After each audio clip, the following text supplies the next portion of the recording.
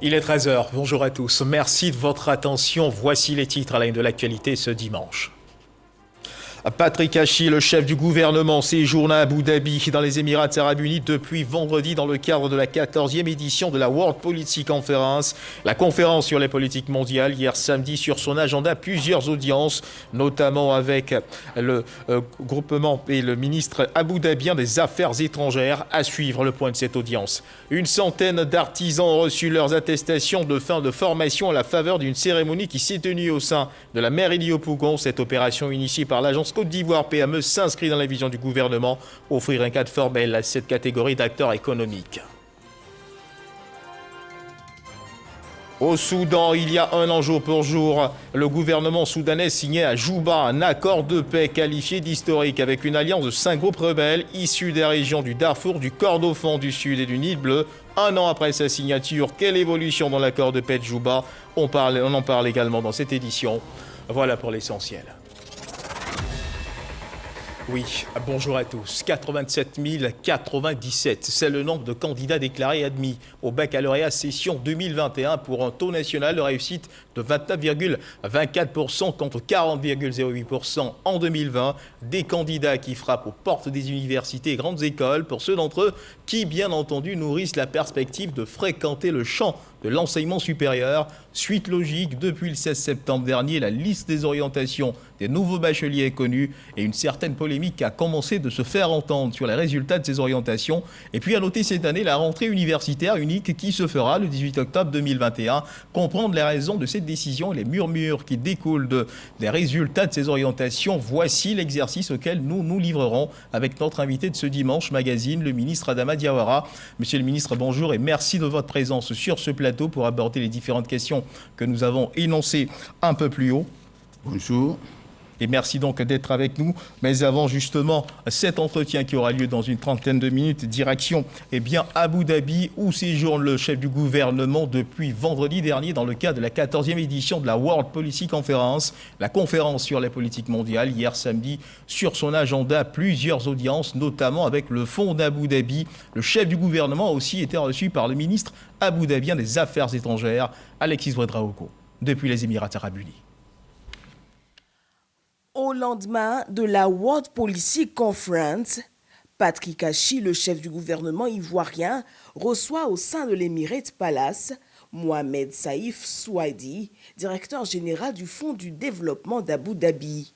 Objectif, renforcer la coopération économique. Nous avons été ravis de cette réunion avec le Premier ministre ivoirien et nous attendons de voir et étudier les projets qu'il nous fera parvenir pour d'éventuels financements. Et avant cette audience, le chef du gouvernement s'est rendu au ministère d'État chargé de la coopération des pays africains. Au cœur de cette rencontre, le renforcement de la coopération économique avec l'ouverture prochaine d'une ambassade de Côte d'Ivoire à Abu Dhabi et l'arrivée du nouvel ambassadeur abu-dhabien en Côte d'Ivoire. À ce jour, les échanges commerciaux entre Abidjan et Abu Dhabi s'élèvent à 200 millions de dollars. Et justement, au terme de la cérémonie officielle d'ouverture de la conférence sur les politiques mondiales, le Premier ministre Patrick Hachi, comme vous pouvez le voir en image, a pris part au dîner de clôture qui a réuni plusieurs chefs d'État et de gouvernement. L'occasion pour eux de poursuivre les échanges et ouvrir de nouveaux axes de coopération. Nous y reviendrons certainement dans nos prochaines éditions. Ici, en Côte d'Ivoire, le ministre-gouverneur du district autonome des Savanes, Issa Coulibaly, a été officiellement investi dans ses fonctions hier samedi 2 octobre à Korogo par le ministre d'État, ministre de la Défense, Téné Birahima Ouattara, parrain de la cérémonie. Il représentait lui-même le Premier ministre Patrick Hachi, patron de cette cérémonie.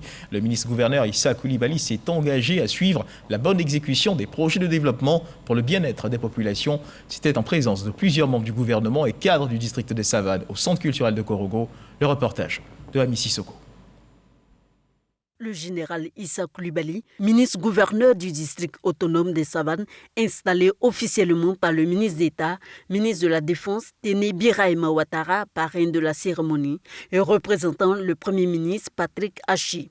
C'était en présence de plusieurs membres du gouvernement, élus, cadres et populations du district des Savanes. Le général Issa Coulibaly compte œuvrer conformément à sa feuille de route au progrès social des populations des 10 départements, 53 sous-préfectures et 86 communes sous sa gestion. Je m'engage à travailler de façon collégiale et concertée et à coopérer dans tous les secteurs d'activités économiques, sociales, culturelles et environnementales pour le développement harmonieux de notre district. La création des districts autonomes vise à renforcer l'efficacité de l'action du gouvernement. Vous devez travailler en synergie avec les autres acteurs de développement, notamment les régions et les communes.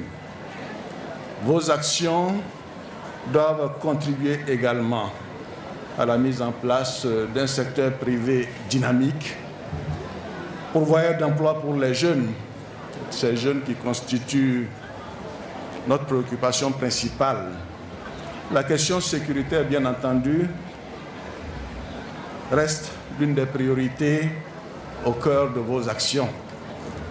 Je n'ai point de doute, vous connaissant, que vous réussirez ensemble à faire du district de Savane l'un des plus prospères pour l'amélioration du bien-être des vaillantes populations. La cérémonie a été aussi marquée par la visite des locaux du district autonome des Savanes, situé au quartier résidentiel, non loin du mont Korogo. Avant l'entame de la cérémonie d'installation, le ministre d'État, ministre de la Défense, Téné Birahima Ouattara et le ministre-gouverneur Issa Coulibaly, accompagnés de plusieurs autres membres du gouvernement, ont procédé au dépôt d'une gerbe de fleurs au caveau du Premier ministre Amadou Gon Coulibaly au quartier Soba. L'ex-premier ministre avait pris une part active à l'élaboration des districts autonomes. Et deuxième titre de cette édition, parlons d'artisanat. Une centaine d'artisans ont reçu leur attestation de fin de formation à la faveur d'une cérémonie qui s'est tenue au sein de la mairie de Yopougon. Cette opération initiée par l'agence Côte d'Ivoire PME s'inscrit dans la vision du gouvernement d'offrir un cadre formel à cette catégorie d'acteurs économiques. Espérance Djakale, Jean-Louis Bango. Par cette remise d'attestation, ces 100 artisans font leur entrée dans le monde du secteur formel. Des artisans de différents secteurs d'activité qui ont été formés dans le cadre du programme d'appui à la structuration des entrepreneurs PAZ. Longtemps, j'étais dans le secteur informel, donc je cherchais à acquérir ça pour que je puisse avoir le financement. J'invite mes amis jeunes à faire comme moi, à venir s'inscrire. Vraiment, c'est bien. Le projet PAZ vise 10 000 personnes et consiste à recenser tous les acteurs du secteur informel, à les identifier et à leur délivrer gratuitement la carte de l'entrepreneur. C'est un processus qui a démarré et qui, donc, à la longue, amènera donc l'État à demander à toute personne de n'exercer aucune activité sans avoir de document. Ce document qui est délivré par Côte d'Ivoire PME dans sa phase donc, administrative première et dans sa phase juridique par le greffe du tribunal pourra donc leur permettre d'exercer leurs activités et de bénéficier de marchés publics ou de marchés privés. Avec leur statut d'entrepreneur, ces artisans n'auront désormais qu'à verser 2,5% de leur chiffre d'affaires à la mairie, contrairement aux taxes qu'ils payaient auparavant. Ils pourront aussi bénéficier de nombreux avantages, notamment l'accès à la couverture sociale, la réduction fiscale et l'accès au financement. Et puis la Covid-19 est encore présente en Côte d'Ivoire. Il faut continuer de redoubler de vigilance. Chaque jour, de nouveaux cas sont enregistrés, assure l'évolution de la maladie dans notre pays.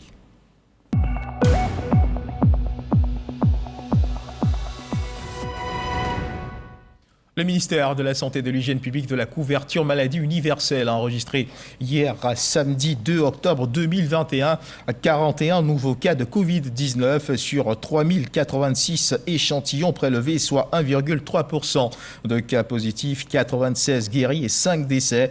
À la date du 2 octobre 2021, la Côte d'Ivoire, notre pays, compte donc 60 376 cas confirmés, dont 58 212 personnes guéries, 636 décès et et 1528 cas actifs. Le nombre total d'échantillons est de 1 022 748. Le 1er octobre, 36 943 doses de vaccins ont été administrées, soit un total de 2 238 044 doses du 1er mars au 30 septembre. Le ministre de la Santé, de l'Hygiène publique, de la couverture maladie universelle invite toutes les personnes de plus de 18 ans à se faire vacciner dans les centres de vaccination. La vaccination contre la Covid-19, qui, rappelons-le, est gratuite et volontaire. Parlons à présent de cet hommage rendu aux personnes âgées sur l'initiative de l'ONG Enfants et Seniors. Les seniors, parce qu'ils ont tout donné à la société, jeunesse, force et vigueur, méritent notre attention. C'est autour de ce thème que cette ONG a organisé la première édition de la journée de célébration des personnes âgées. C'était dans la commune d'Abobo. Willy Kakou, Patricia Omouetia. L'ONG Enfants et Seniors a organisé sa journée commémorative des personnes du troisième âge. Cette organisation a pour mission de contribuer à l'amélioration de la vie de ces personnes du troisième âge et de faciliter leur prise en charge socio-sanitaire. À travers cette journée dédiée aux personnes du troisième âge, l'ONG entend contribuer à la réinsertion des personnes âgées ainsi que les enfants défavorisés. En tant que structure dédiée à la personne âgée, nous avons décidé d'organiser cette fête-là afin de reconnaître tous les mérites de ces personnes-là et de leur rendre hommage. Cette cérémonie a été l'occasion pour sensibiliser les parents présents sur la COVID-19, le cancer et le diabète. Très important pour les personnes âgées, surtout puisque les personnes âgées, la plupart du temps, ne sont pas considérées dans la société. Je demande à tous les hommes âgés ainsi que toute la population de se faire vacciner. Les personnes âgées étant les plus vulnérables face à la pandémie de la COVID-19, l'activité a pris fin par une séance de vaccination.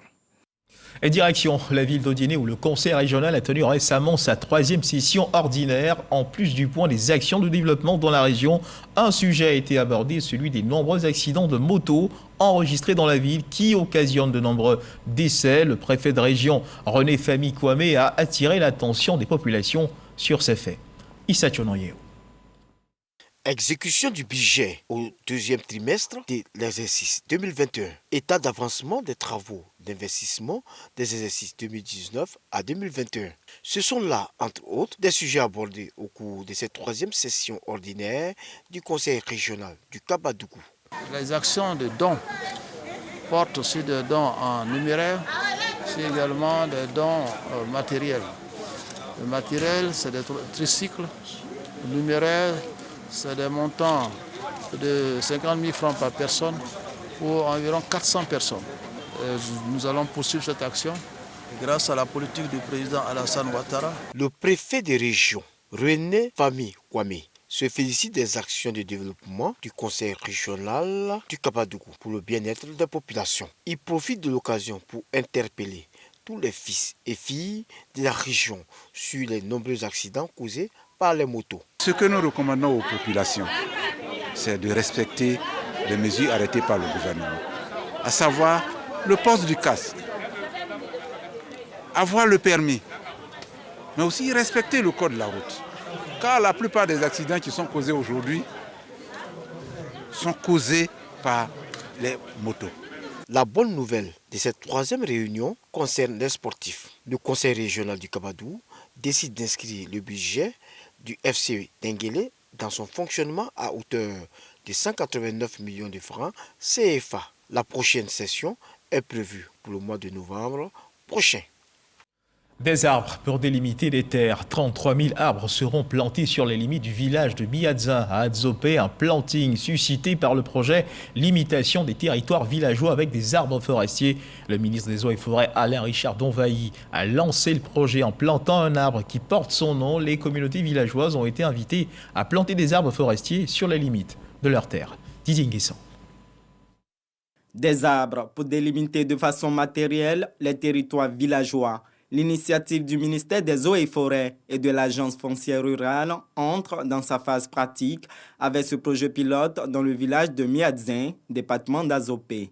Il vise non seulement à sécuriser les terres et éviter les conflits fonciers, mais aussi à lutter contre la déforestation. Notre intervention se situe à la fourniture des plants, au transport et au planting, à assurer le suivi aussi, et aussi aux collectes des données pour s'assurer que les plants sont vivants et que les plants peuvent produire des services écosystémiques que nous espérons avoir. Le nouveau code forestier accorde la propriété de l'arbre au possédant de la parcelle. Toutefois, celui qui plante un arbre sur une parcelle qui ne lui appartient pas en est l'usufruitier, en accord avec le propriétaire du terrain. Miadzin, un village qui bénéficie déjà d'un arrêté de délimitation des territoires de village qui fait 3500 hectares au total, dont le territoire fait 3500 hectares et dont le périmètre fait 36 km. Et cela nécessite le planting de 33 000 arbres. Le couvert forestier ivoirien correspond à 10% du territoire. L'objectif du gouvernement est d'atteindre 20% d'ici à 2030, soit 3 milliards d'arbres à planter. Cela permet en même temps de planter des arbres et de sensibiliser les populations autour de la reforestation, autour du reboisement. Voilà, donc tous ces objectifs-là sont atteints avec une seule opération. Et ensuite, nous ferons en sorte que les périmètres, donc des parcelles individuelles, des parcelles privées, puissent être également délimités par des arbres. Le partenaire technique remet des motos, bons de carburant et GPS à la direction régionale des eaux et forêts. De même, les communautés villageoises reçoivent des vélos pour la mise en œuvre du projet de planting d'arbres forestiers. Et on continue de parler d'environnement dans votre journal. Débuté le 30 septembre dernier à l'université Félix Houphouët-Boigny de Cocody, les journées d'éducation de la jeunesse pour la conservation de la biodiversité en Côte d'Ivoire ont pris fin. Une activité conduite par la Fondation Cœur Vert avec l'appui du ministère de l'Enseignement supérieur et de la Recherche scientifique ainsi que celui des eaux et forêts. Les différents experts à cette rencontre ont axé leur intervention sur l'engagement bénévole et citoyen de la jeunesse estudiantine pour la préservation de la biodiversité à travers le reboisement. Walter Amadou Ouattara. Université Félix Houphouët-Boigny de Cocody. Des étudiants attentifs aux enseignements liés à la menace sur l'ensemble des êtres vivants qui composent naturellement les écosystèmes terrestres. Cette activité est un pan essentiel de la campagne de sensibilisation des journées d'éducation. Elle cible la jeunesse pour une promotion de la conservation de la biodiversité en Côte d'Ivoire. Un programme de la Fondation Cœur Vert qui bénéficie de l'appui du ministère de l'Enseignement supérieur et de la Recherche scientifique ainsi que celui des eaux et forêts. Les jeunes seront les décideurs de demain et sur leurs épaules repose l'avenir de notre société. Si les jeunes ne jouent pas le rôle de dernier rempart à la crise environnementale, je ne vois pas qui pourrait le faire à leur place. C'est une campagne de sensibilisation auprès de la jeunesse. Engagement bénévole et citoyen de la jeunesse estudiantine pour la conservation de la biodiversité, c'est autour de ce thème que les experts ont déroulé leur analyse de la situation. Aujourd'hui, nous déplorons le fait des changements climatiques et nous savons le rôle des forêts, des mangroves dans leur capacité à capter les gaz à effet de serre. Il va falloir que chacun à ce niveau change de comportement vis-à-vis de nos ressources naturelles. Sinon, pas de biodiversité, pas de vie. Les étudiants cibles de cette sensibilisation affirment avoir été édifiés. Il nous reste environ 2 millions d'hectares de forêt. Je retiens qu'il est aujourd'hui impérieux que toute la jeunesse comprend l'enjeu, comment faire pour reboiser nos forêts. J'invite tout le monde à planter au moins un arbre pour que nous puissions avoir de nouvelles végétations. Les spécialistes invités ont également mis l'accent sur les conséquences de la dégradation de la biodiversité. 62 espèces endémiques ivoiriennes et 470 espèces endémiques ouest-africaines sont en voie de disparition. Et direction Yamoussoukro où les membres de l'Office d'aide à la commercialisation des produits vivriers OCPV sont en atelier. Cet atelier s'inscrit dans le cadre d'un audit organisationnel. Objectif, répondre efficacement aux mutations nouvelles pour relever les défis nouveaux. Kader Sogodogo nous en parle. L'Office d'aide à la commercialisation des produits vivriers, OCPV, a été créé le 27 juillet 1984.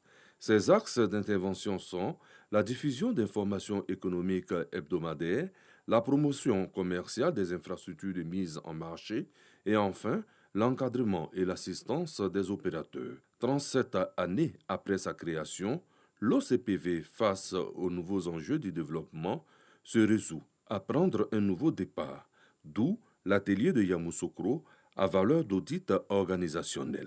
L'atelier de ce jour se situe dans le cadre de la mise en œuvre de la composante 2, appui au développement du secteur privé du projet d'infrastructure pour le développement urbain et la compétitivité des agglomérations secondaires, le PIDUCAS, projet cofinancé par l'État de Côte d'Ivoire et la Banque mondiale.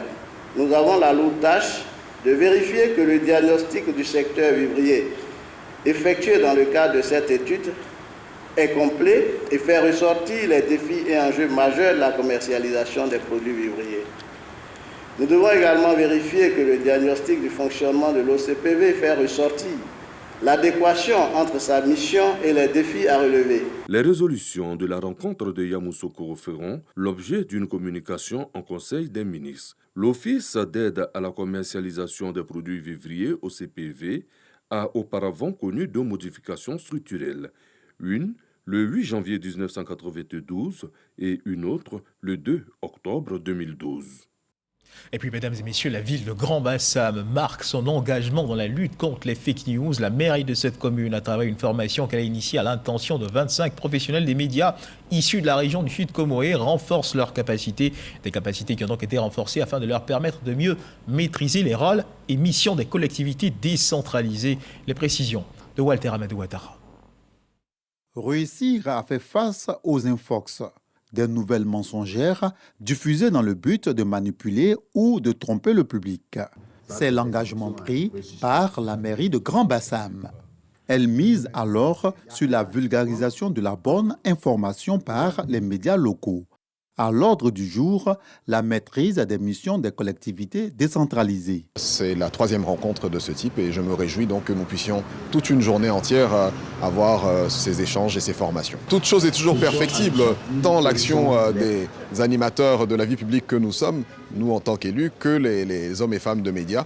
Il y a toujours lieu de renforcer ses capacités, de continuer à s'améliorer et de rechercher l'excellence. Les compétences de la mairie et du conseil régional ainsi que leur fonctionnement et limites respectives sont expliquées. En Côte d'Ivoire, selon la loi de 2003, les collectivités territoriales décentralisées donc, ont 16 domaines de compétences.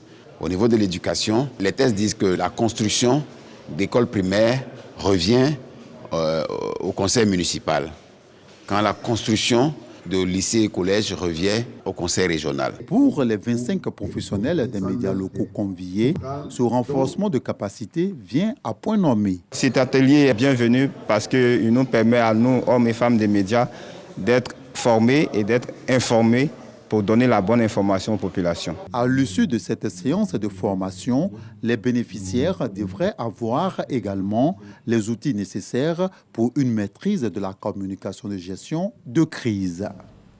Et puis, mesdames et messieurs, si vous êtes passionnés de culture et de littérature, précisément de la série d'ouvrages littéraires Les Coups de la vie, eh bien, voici une nouvelle qui devrait vous réjouir. La journaliste écrivaine Anzata Ouattara remet le couvert avec la sortie du tome 7 des Coups de la vie. Trahison, coups bas, injustice, jalousie et cupidité. Ce sont au total 17 histoires inédites qui sont recueillies dans cet ouvrage, paru aux éditions Mouna. La dédicace de l'œuvre a eu lieu en présence de la ministre de la Culture et de l'Industrie des Arts et du Spectacle, Arlette Badoun-Guessan. Le reportage de Yannick Efoumi, commenté par Issa Tchonayeo. Dans le 7e tome de sa série d'ouvrages littéraires intitulé Les Coups de la vie, la journaliste écrivaine Anzata Ouattara, dans un style littéraire accessible à tout public, relate 17 témoignages de vie inédits. Trahison, coups bas, injustice, jalousie, cupidité sont entre autres les sujets abordés par l'autrice. Marraine de l'événement, Arlette Badoun-Guessan Kwame, ministre de la Culture et de l'Industrie des Arts et du Spectacle, ne manque pas de rendre hommage aux pionniers des belles lettres ivoiriennes avant de féliciter sa filleule. Anzata Ouattara apporte quelque chose de nouveau à notre littérature sur bien des plans. Dans le monde difficile des lettres, elle a inventé son propre horizon. Elle s'est ouverte sa propre voie en mettant en récit les tranches de vie des personnes comme vous, comme moi, comme tout le monde. Elle est une écrivaine à encourager et à féliciter. Félicitations, chères sœurs. Place à la dédicace proprement dit. Anzata Ouattara assure ses lecteurs que ce chef-d'œuvre fera l'objet d'une adaptation télé, à l'instar des précédentes éditions. Ça a commencé avec le tome 1, avec Lully Grâce Productions, déjà avec les coûts de la vie adaptés à l'écran. Et donc le tome 7 aussi va forcément suivre ce chemin-là. Paru aux éditions Mouna le 23 juillet 2021, Le coût de la vie est un recueil de nouvelles de 108 pages, desquelles les lecteurs tireront à coup sûr des leçons de vie. Et dans l'actualité internationale au Soudan, il y a un an, le 3 octobre 2020, le gouvernement soudanais signait à Juba un accord de paix qualifié d'historique avec une alliance de 5 groupes rebelles issus des régions du Darfour, du Kordofan du Sud et du Nil Bleu. Ils acceptaient de déposer les armes en échange d'une meilleure inclusion de leur population dans le partage des richesses et la gestion du pays. Un an plus tard, quelques avancées ont été enregistrées récemment. Cependant, des pans entiers de cet accord dépendent de l'épineuse réforme du secteur de la sécurité qui semble au point mort. D'autres nécessitent d'importantes ressources financières dans un pays qui connaît d'énormes difficultés économiques. En un an, le cessez-le-feu a été violé plusieurs fois, tandis que l'on assiste récemment à une montée de tensions intercommunautaires dans certaines régions. Et puis, page noire, triste nouvelle, le monde de la culture ivoirienne, de la musique est en deuil. L'on a appris ce matin le décès d'Anouma Bro-Félix, virtuose de la guitare, décédé des suites d'une longue maladie. En 2012, il avait fait un AVC, il avait reçu le soutien du chef de l'État Alassane Ouattara et faisait partie des bénéficiaires de la rente viagère, un des pionniers de la musique attier. Né le 5 février 1935, il s'éteint à l'âge de 86 ans. Les passionnés de sa musique se reconnaîtront sûrement en cette chanson de l'artiste.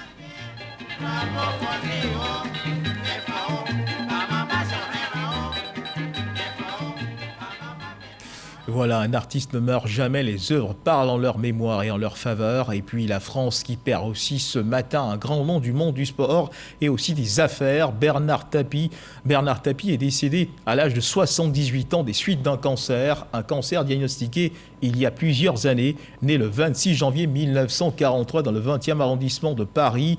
Il a tiré sa révérence donc ce dimanche 3 octobre et le monde du football est donc aussi en deuil ce dimanche matin.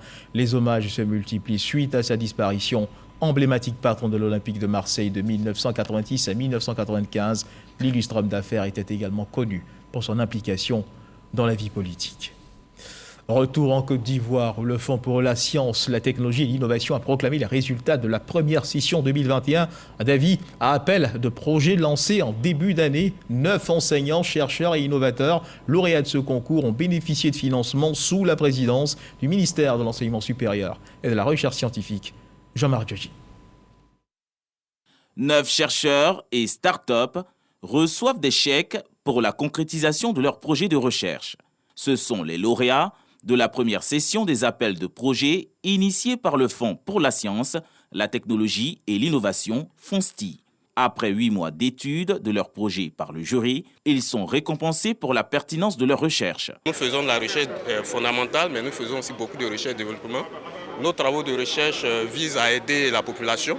Donc aujourd'hui, je suis très heureux que ces efforts soient reconnus. C'est un projet qui ambitionne d'éditer la première carte géologique à l'échelle 1/50 millième qui permet d'avoir des détails plus importants dans la prise de décision dans les programmes d'exploration minière. Donc on souhaite auprès de nos partenaires avoir des financements additionnels pour pouvoir effectivement mettre en œuvre ce que nous avons prévu. Au total, plus de 210 millions de francs CFA ont été alloués à ces inventeurs. Le financement de ces programmes nationaux de recherche s'inscrit dans la vision de l'État, celle de favoriser la coopération internationale et de valoriser la science. Nous fêtons cette année, cela a aussi déjà été dit, les 60 ans de relations bilatérales entre la Suisse et la Côte d'Ivoire. Et la collaboration dans le secteur de la recherche et la recherche scientifique est un des 2 piliers de nos relations entre les 2 pays. Les inscriptions pour la deuxième session 2021 d'avis d'appel à projet du FONSTI ont déjà débuté. Elles prennent fin le jeudi 7 octobre 2021 à 17 h. Cette nouvelle session s'intéressera à l'utilisation et à la promotion des énergies renouvelables en Côte d'Ivoire.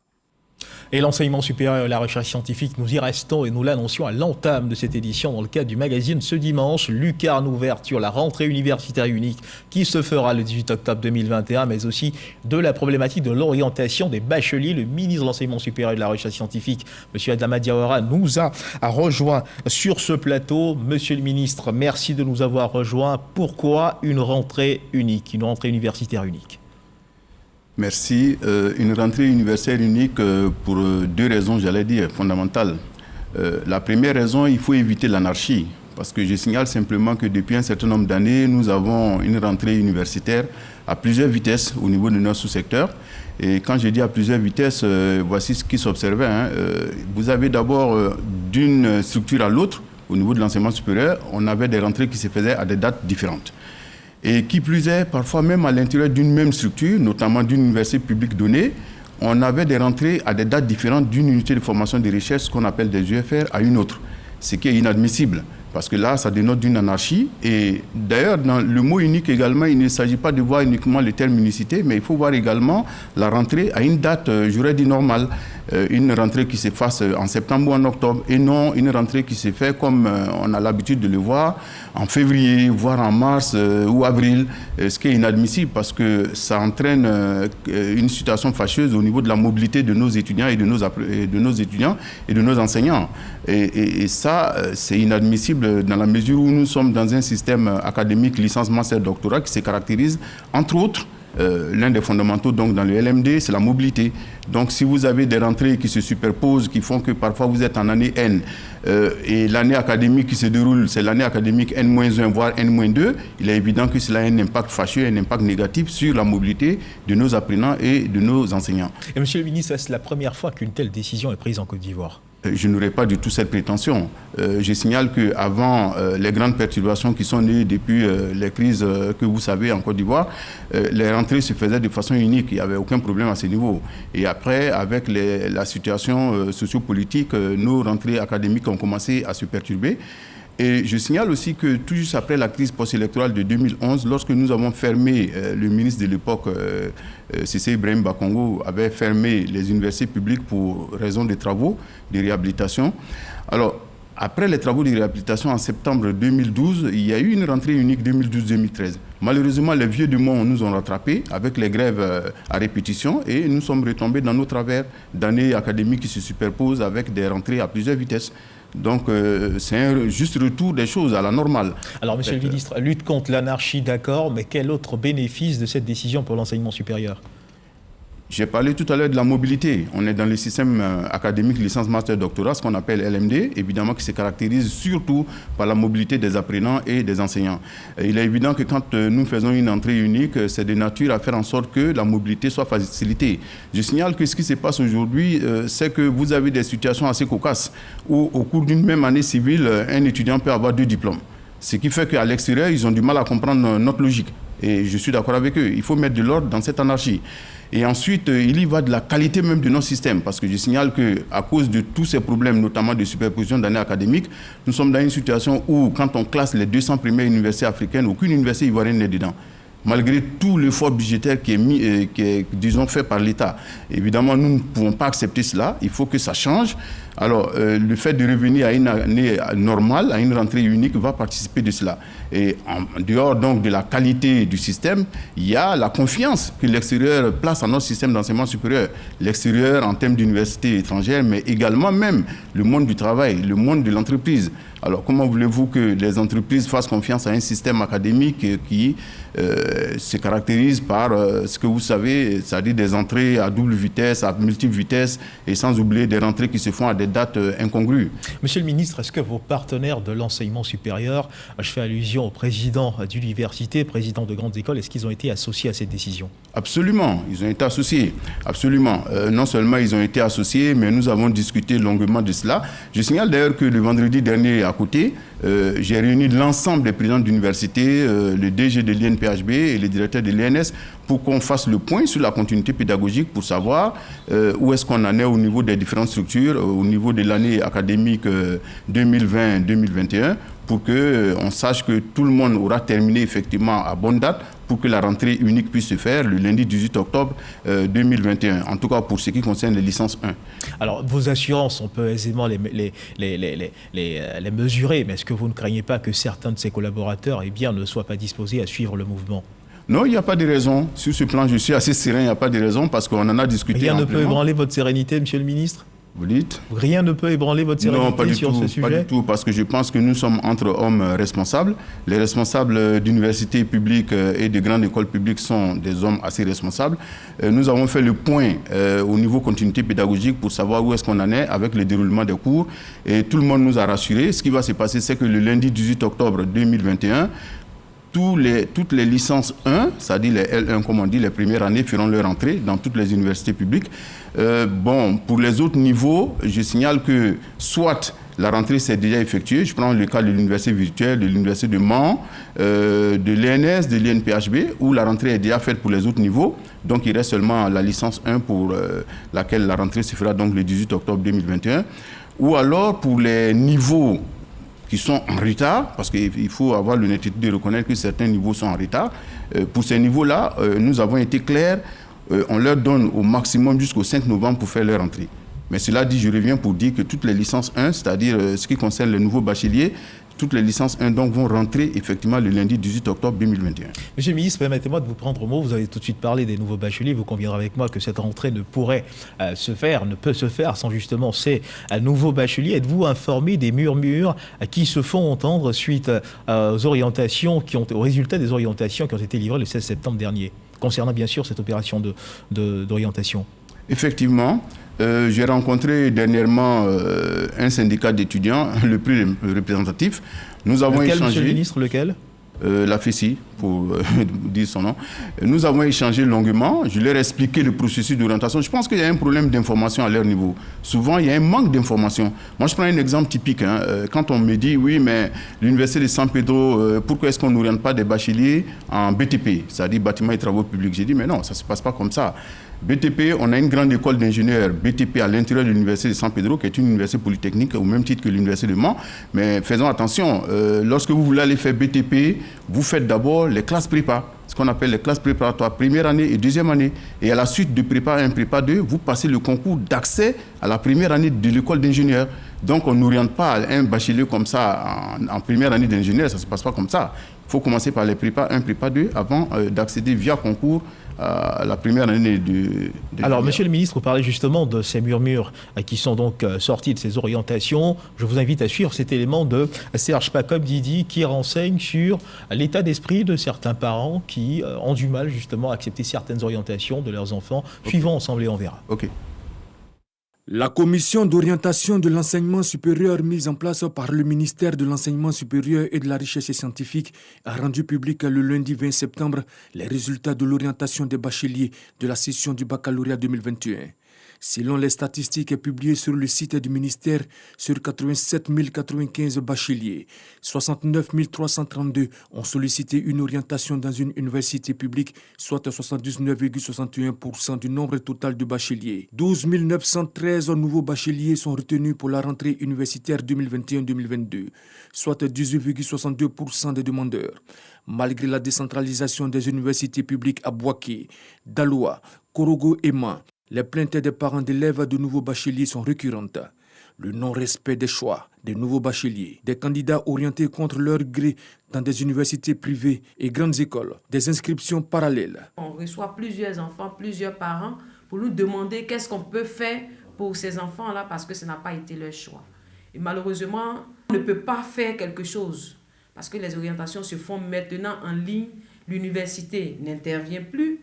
Et c'est le ministère qui se charge d'orienter tous les bacheliers. Des enfants parfois indécis dans leur choix, des parents qui imposent un parcours universitaire à leur progéniture, d'autres facteurs qui influencent l'orientation des nouveaux bacheliers. Laissons nos enfants faire leur choix et les aider dans le choix qu'ils souhaiteraient faire. Adama Diawara, ministre de l'Enseignement supérieur et de la Recherche scientifique, fixe la rentrée universitaire 2021-2022 dans les universités publiques et privées au lundi 18 octobre 2021. Monsieur le ministre, on vient de le voir dans cet élément de Serge Pacom-Didi commenté par Abou Sanogo. Le désarroi des parents, il est là, il est exprimé.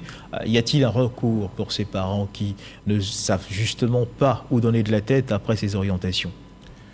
Mais je crois qu'il faudrait peut-être que j'explique un peu le processus d'orientation pour qu'on se comprenne très bien. Apparemment, il y a un malentendu au niveau du processus. Clarifiez donc les choses. On va clarifier pour que tout le monde comprenne un peu comment ça se passe. D'ailleurs, je signale qu'on a une commission d'harmonisation et d'orientation des bacheliers au niveau du ministère de l'Enseignement supérieur et de la Recherche scientifique qui est instituée par arrêté ministériel. Alors, cette commission comprend le directeur du cabinet du ministère, qui est le président de la commission, le directeur de l'orientation et des bourses, le directeur de l'enseignement supérieur, le directeur des systèmes d'information, DSI, et enfin les présidents et le directeur général des universités publiques. Parce que pour les universités publiques non virtuelles, ce sont les présidents, mais pour l'université virtuelle du Côte d'Ivoire, c'est un directeur général. Alors, d'habitude, cette commission travaille sur l'orientation des bacheliers et leur affectation dans les structures d'enseignement supérieur, public, ensuite privé. C'est-à-dire on commence par les universités publiques, ensuite les universités privées et les grandes écoles privées. Alors, pour une question de transparence, parce qu'effectivement, par le passé, on faisait un certain nombre de critiques, j'ai souhaité que, tous les acteurs puissent venir en tant qu'observateurs. La commission, elle, sa configuration ne change pas, le format ne change pas.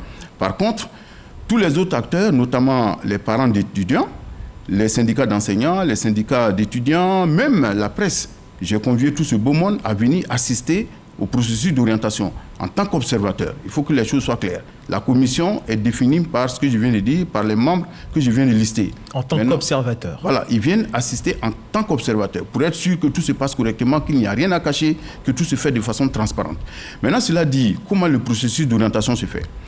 Lorsque les résultats du bac sortent et que le ministère de l'Éducation nationale et de l'alphabétisation met à notre disposition le fichier des nouveaux bacheliers, nous ouvrons la plateforme d'orientation du ministère aux nouveaux bacheliers qui vont faire leur préinscription sur la plateforme. Et pour la préinscription, le bachelier indique le type de bac qu'il a.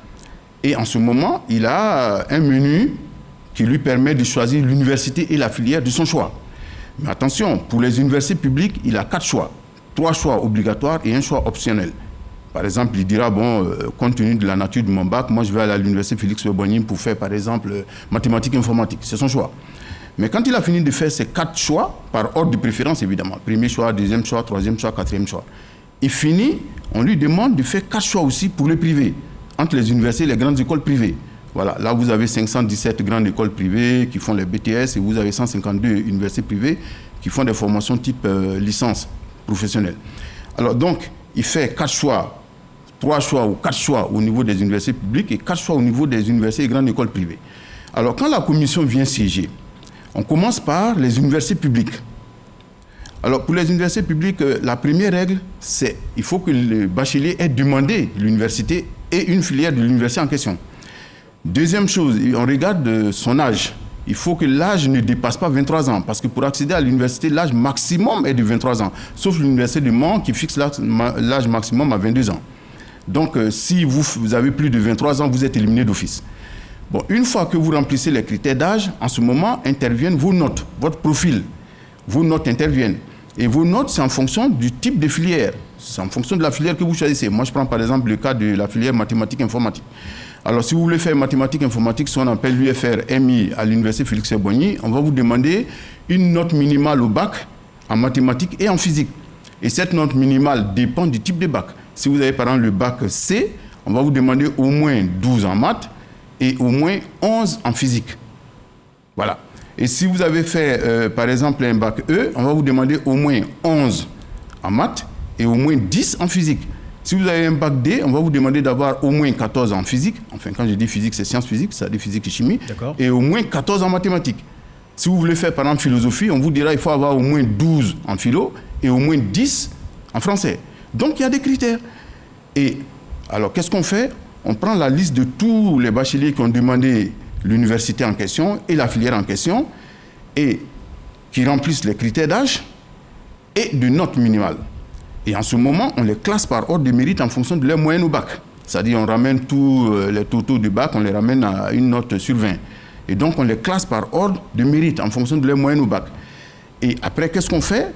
En temps, l'université nous a dit, par exemple, pour la première, je prends mathématiques, informatique par exemple, pour la première année, le nombre de places disponibles pour les nouveaux bacheliers est de 300. Alors qu'est-ce qu'on fait? Nous prenons les 300 premiers, tout simplement. Donc, premièrement, il faut que l'apprenant, enfin le bachelier, ait demandé à l'université la filière en question. Deuxièmement, il faut qu'il satisfasse aux critères d'âge. Troisièmement, il faut qu'il remplisse les critères au niveau des notes pour les matières spécifiques relatives à la filière. Et quatrièmement, il faut qu'il soit parmi les N premiers si la capacité d'accueil dans la filière est de N. Maintenant, si ce qui s'est passé, la réalité même, il faut le dire honnêtement, ce qui s'est passé, c'est que les universités, toutes les universités publiques, il y en a 8, il y a 7 non virtuelles plus la virtuelle, ça fait 8. Toutes les universités, quand on a regardé les capacités d'accueil, attention, quand on parle de capacité d'accueil, il faut voir capacité d'accueil réelle en termes d'infrastructure, mais aussi capacité d'encadrement. Parce qu'une chose est d'avoir des bâtiments, mais une autre chose aussi est d'avoir les enseignants pour encadrer les étudiants. Alors, quand on regarde les capacités d'accueil cumulées, agrégées sur l'ensemble des 8 universités, mais ça nous fait 19 600 et quelques places disponibles.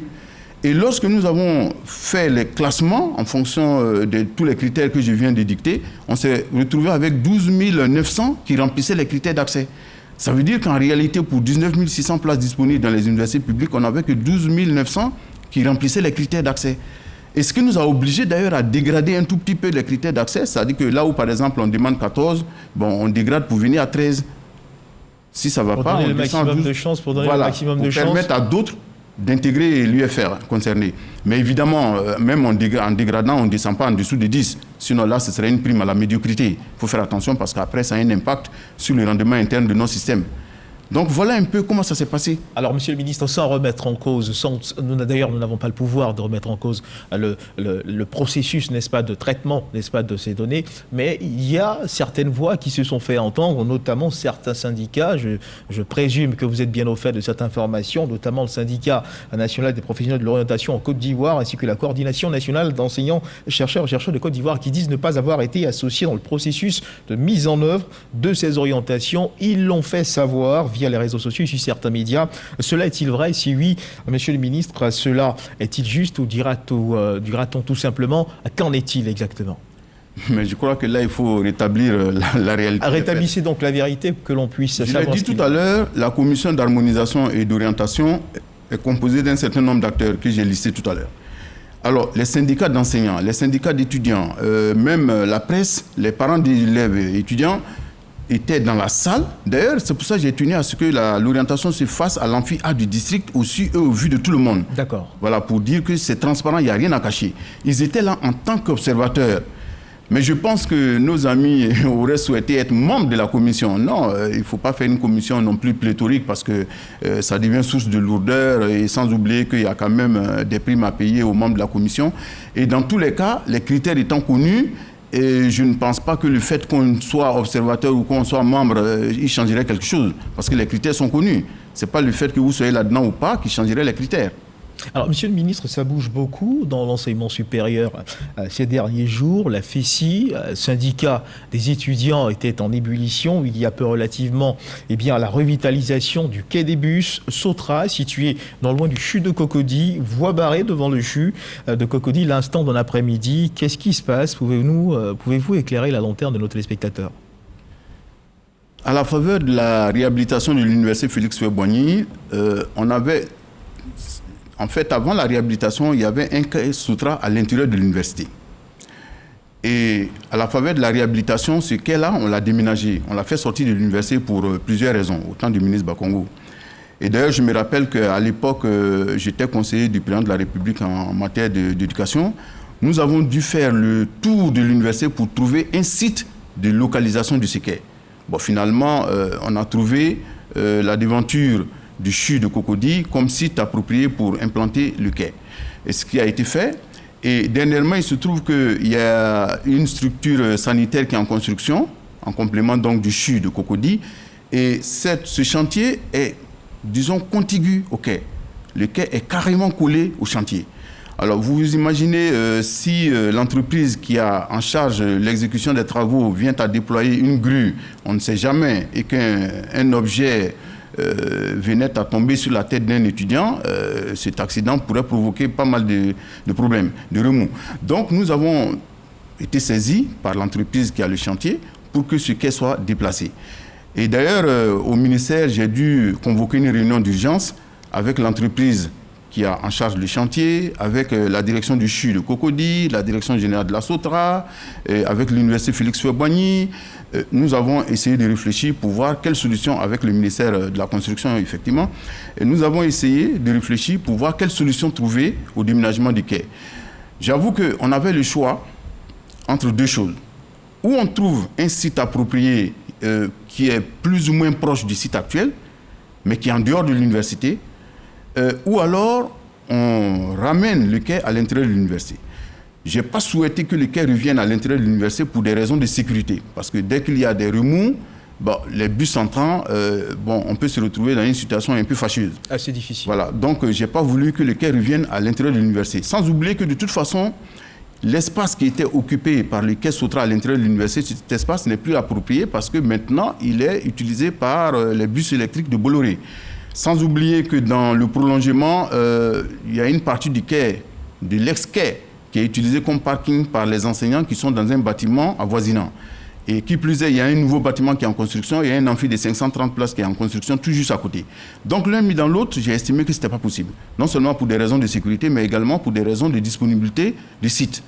Alors donc nous avons regardé dans les alentours et nous avons trouvé l'espace qui est en face de l'INSAC. Et cet espace-là, on a trouvé que c'était approprié pour y déménager les quais. Bon, c'est un espace qui est relativement grand et ce n'est pas très éloigné du quai actuel. Alors, le ministère de la Construction nous a fait comprendre que cet espace, ce site-là appartenait à la SOGEFIA. Moi-même, je me suis approché du ministre de la Construction pour lui demander de nous céder cet espace pour qu'on puisse y déménager les quais, ce que le ministre de la Construction a accepté. Donc actuellement, l'idée, c'est de déménager les quais sur cet espace qui est en face de l'INSAC, tout simplement. D'accord. Est-ce qu'on peut dire que ce malentendu est désormais loin derrière ? Bon, à mon avis, oui. J'en ai discuté avec les étudiants. Nous devons nous rencontrer incessamment pour essayer de voir comment est-ce qu'on met en application cette décision. Mais le tout maintenant, c'est de savoir est-ce que les bus peuvent venir faire un détour devant l'entrée principale côté CHU de Cocody de l'université et aller maintenant garer en face de l'INSAC. Bon, ça, c'est des détails qu'on va régler à la fois avec les étudiants et la SOTRA. Alors, Monsieur le Ministre, nous sommes pratiquement au terme de notre échange. La rentrée universitaire unique se fera donc, est fixée donc au 18 octobre 2021, juste avant de rentrer l'antenne. Est-ce que vous aurez quelques mots justement à l'endroit de nos téléspectateurs concernant bien sûr la mise en œuvre effective de cette rentrée unique? Je dirais simplement que, vous voyez, la mission principale assignée à notre système d'enseignement supérieur et de recherche scientifique par le président de la République, c'est de former des ressources humaines de qualité capables de participer de façon efficace au développement socio-économique de la Côte d'Ivoire. Et de la même façon, d'avoir un système de recherche qui est efficient et qui puisse répondre aux problèmes pratiques de développement qui se posent au pays. C'est vrai que le gouvernement fait beaucoup d'efforts pour qu'on y arrive. Malgré cela, il y a un certain nombre de problèmes auxquels notre système d'enseignement supérieur et de recherche scientifique est confronté, que nous essayons de résoudre. Donc ce sont des défis que nous essayons de relever avec l'appui du gouvernement. Alors, du coup, tous les problèmes qui sont, j'aurais dit, secondaires, qui sont de nature à freiner le développement de notre sous-secteur, il faut faire en sorte que ces problèmes-là soient derrière nous. Et parmi ces problèmes, vous avez la superposition des années académiques, de nature, comme je l'ai dit, à perturber la mise en œuvre du système licence, master, doctorat, qui est un système mondial dans lequel nous baignons tous. Alors donc, nous essayons de faire en sorte donc, que ces problèmes-là soient résolus. Et c'est à ce titre-là que la rentrée unique a été décidée avec l'assentiment de tous les acteurs du sous-secteur. Merci, Monsieur le Ministre. C'est la fin de cette édition, mesdames et messieurs. Juste avant de refermer les pages, je rappelle que nous recevions ce 13h, dans le cadre du Dimanche Magazine, le ministre de l'Enseignement supérieur et de la Recherche scientifique, Monsieur Adama Diawara, avec qui nous avons parlé de la rentrée universitaire unique qui se fera le 18 octobre 2021, mais aussi de la problématique de l'orientation des bacheliers. Merci de nous avoir suivis. Bon début d'après-midi. Dieu garde la Côte d'Ivoire.